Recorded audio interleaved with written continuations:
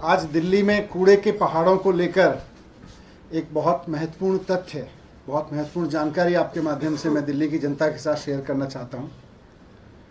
ये जानकारी और अगर ये इम्प्लीमेंट होता है, जो खतरनाक प्लान इन लोगों ने बना रखा है, तो दिल्ली की जनता के लिए बहुत खतरनाक है, दिल्ली की जनता के स्वास्थ्य के लिए बहुत खतरनाक है। इसलिए ज़रूरी समझा कि आपके माध्यम से जनता के सामने रखा जाए। हम सब जानते हैं कि दिल्ली में कूड़े के 3 बड़े बड़े पहाड़ हैं।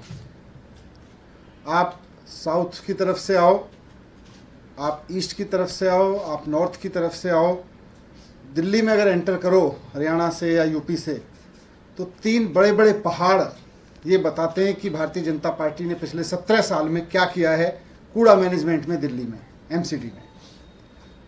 यहाँ तक तो ठीक है, इन 3 कूड़े के पहाड़ों का मैनेजमेंट करना, इनको ख़त्म करना, यहाँ के कूड़े को मैनेज करना, इस सब की तो बात दूर की है। अब इन लोगों की साजिश है कि दिल्ली में इस तरह के 16 पहाड़ और बना दिए जाएं। दिल्ली में कूड़े के जिस तरह के अभी 3 पहाड़ खड़े हुए हैं और दिल्ली के ऊपर खतरा बने हुए हैं, ये लोग वैसे 16 कूड़े के और पहाड़ बनाने की तैयारी कर रहे हैं। अभी 3 नहीं संभल रहे, 16 पहाड़ अगर पूरी दिल्ली में हो गए तो क्या हाल होगा, आप कल्पना नहीं कर सकते। इन्होंने तय किया है कि दिल्ली में कूड़े की 16 लैंडफिल साइट्स और बनाई जाएंगी। और जाहिर सी बात है कि जब 16 लैंडफिल साइट्स और बनेंगी तो पूरी दिल्ली में चारों तरफ केवल कूड़े के ही इस तरह के पहाड़ दिखाई देंगे। तो 16 कूड़े के नए पहाड़ ये लोग दिल्ली में और बनाने की, खड़े करने की तैयारी कर रहे हैं। 3 पहाड़ जो इनकी कारगुजारियों की वजह से, भारतीय जनता पार्टी के फेलियर की वजह से दिल्ली में खड़े हो गए, उन पे तो अभी तक कुछ किया नहीं। वहाँ पे 4 गाड़ी खड़ी करके इधर से उधर टप्पर घुमाते रहते हैं। और अब 16 और जगहों पर लोगों का जीना दुश्वार करेंगे, 16 और जगहों को ये नर्क बनाएंगे।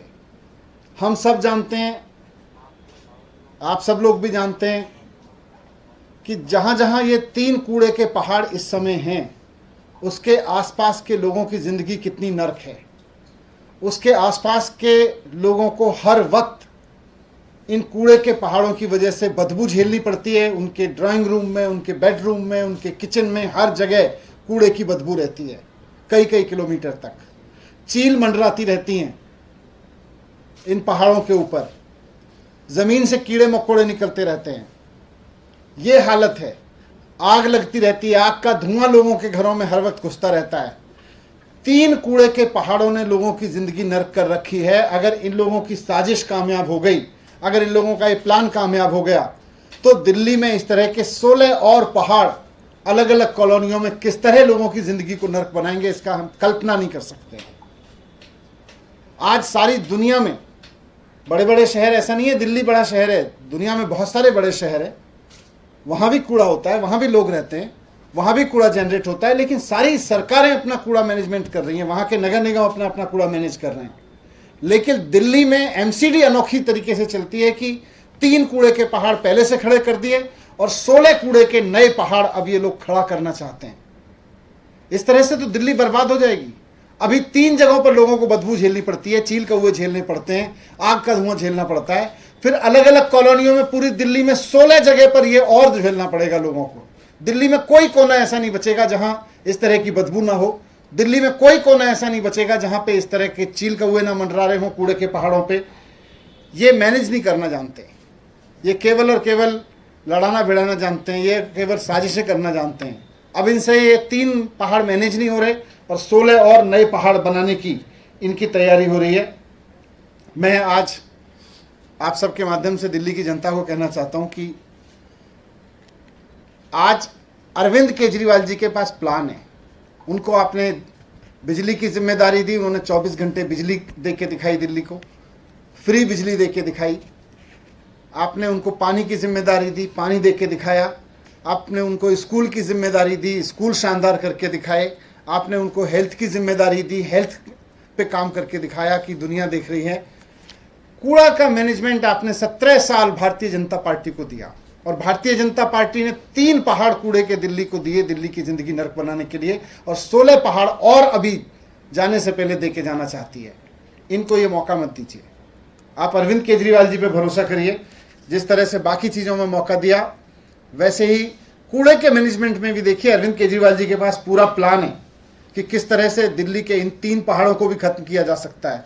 इनके पास प्लान है कि 3 पहाड़ों के साथ साथ 16 पहाड़ और कैसे खड़े किए जाएं कूड़े के।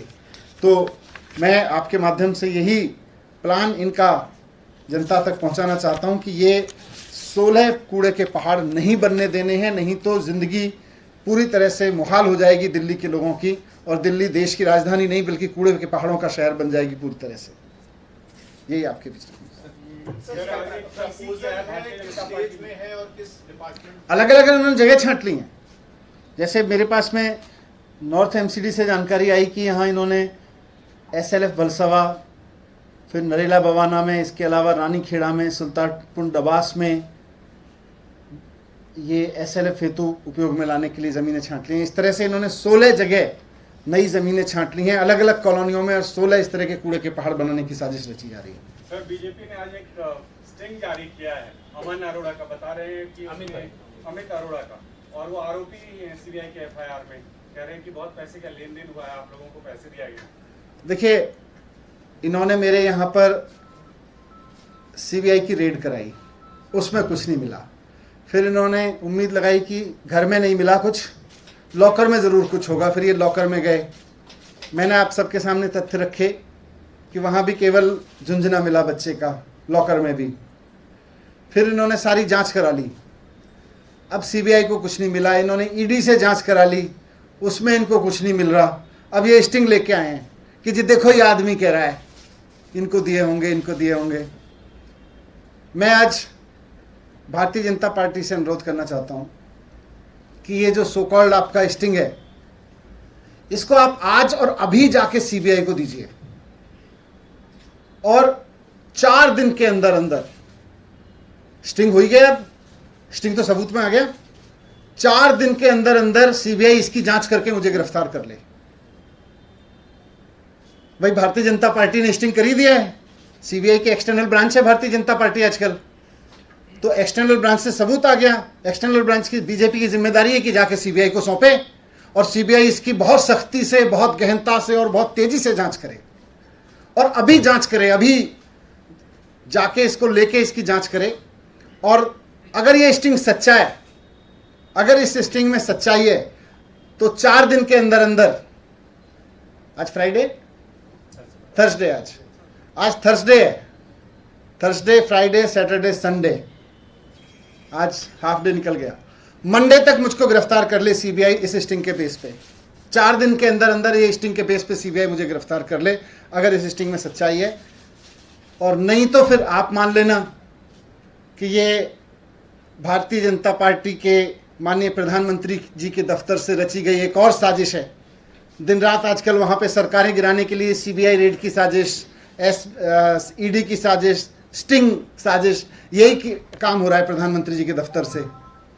तो अगर CBI इसकी जांच करे और पूरे सघनता से जांच करे, पूरे इंटेलिजेंस लगा के जांच करे, CBI एक सक्षम संस्था है, जाके जांच करे, बीजेपी इसको दे, और पूरी जांच करके 4 दिन में जांच हो ही सकती है, स्टिंग है ही उपलब्ध। अरेस्ट करें मेरे को, मंडे तक अरेस्ट करें, नहीं तो फिर मानो कि यह स्टिंग झूठा है और प्रधानमंत्री दफ्तर की बहुत बड़ी साजिश है, और फिर माफी मांगे प्रधानमंत्री जी इस बात के लिए कि मेरे दफ्तर ने गलत साजिश की, गलत स्टिंग कराया, मेरी CBI इसको सच साबित नहीं कर पाई। सर, अमाउंट्स की बात की गई है कि मैं तो बताया सारी जांच करे अब CBI।